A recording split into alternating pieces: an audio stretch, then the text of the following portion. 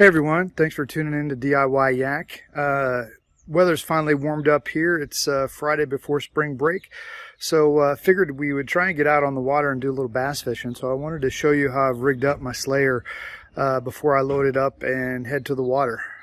Starting from front to back, in the hatch,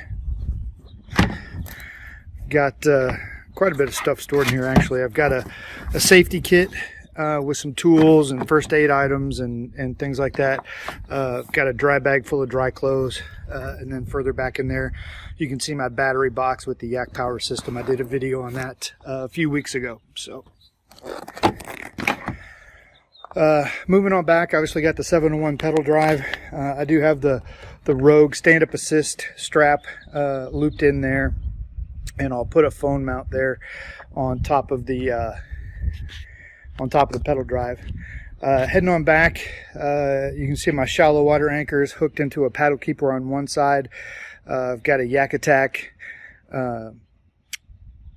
rod holder. Obviously have my life vest.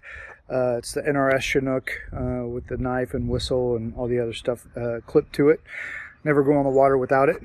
Up underneath the seat, one thing I changed up, I ended up getting the Native under-seat storage kit. Found it at Music City Outdoors here in Nashville for a heck of a deal, and so I highly recommend that company. If you guys can go see Greg and his folks, they'll take really good care of you. But it fit better up under there than the DeWalt T-Stacks system that I had. What I found out was when I scoot the seat forward so I can reach the pedals, I can't get the drawers all the way open, so it just seemed better to go this route. I still have it for when I'm deep sea fishing and need some extra stuff there. I just have to slide the seat back to access the drawers, but for bass fishing I figured I'd go ahead and just use that system there. But it's got a couple different tackle boxes and then all the necessities and tools and stuff like that tucked up under there.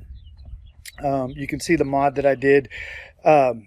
Florida Fish Finder 3D printed me a new housing for the Native Slayer rudder system, and it works great. It holds it so much better. There's no slop, and then I was able to add a handle to the normal Native Slayer handle. Just used a suicide knob that I got off of Walmart and attached to it, so it's easier to reach down and to utilize. Going further back, I've got my anchor system with the dive reel. One thing I did change up, instead of using the claw anchor, I've actually got an 8-pound downrigger ball, which I think will work a lot better and save me from getting snagged. Then I've got the quick release system with the float there in the other part of the tube. That's tied down to a gear track. It works out pretty good for me. One of the things that I found over the winter that I'm just ecstatic about is this Engel seat back cooler. It's actually an Engel backpack, but it has so much storage. I've got a dry box in here for my wallet and keys. Keep my terminal tackle in here. Got a towel strapped to it. I've got a pump up underneath there tucked. The seat back storage area is one of the most underutilized areas on a kayak. I know some people put a backpack there, but I can stick drinks and lunch in there and have them up out of the way, store other gear. It's just made such a huge difference for me, and I really love that. Highly recommend that cooler. It comes in different colors. I think it's like 99 bucks or 100 bucks. Moving on back, I've got my Plano Tough Crate modded out. Added a couple tool holders from Home Depot, just strapped to those with bungee straps. I've got the rod holders on the side, and then I did make my own catchboard holder.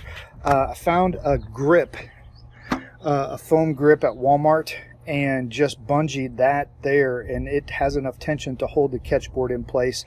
And then it's got one of those homemade paracord and weed eater line tethers to it, so it reaches up and is real easy to utilize. And I can move that anchor point on the catchboard when I'm actually on the water, but as far as paddling out and everything, works pretty well. On the back side, I've got my Yak Attack regular flag, and then the Visicarbon Pro if needed, depending on the kind of water I'm on. I do have the outriggers. I probably won't use those in freshwater. I'll save that for when I'm down in the Gulf fishing. But just wanted to have those training wheels on there just in case the water gets a little choppy and gets a little rough. I did add the Boondocks rudder as well. So we'll see how that works out, but seems to be working pretty well so far. I haven't attached my reels yet because I have those stored in the trailer, but the rods fit in the rod tube without the reels, and those are all strapped there with the gear leashes. I've got a Vibe paddle strapped in. Up underneath the seat here, I added a USB port and a port for my fish finder to attach and plug in out of the way there. I've got the Humminbird Helix 5, and then I've got the Scotty mount for the transducer, and then just the cord wrapped up there, and then I do have a Scotty rod holder stuck into the top of that as well. It's kind of a dual purpose thing. So all in all, I'm pretty excited to get out on the water and get to fishing, but just wanted to share that with you guys. If you have any questions, feel free to message me, or if you have any suggestions on a better way to set stuff up, I'd be more than happy to take your input.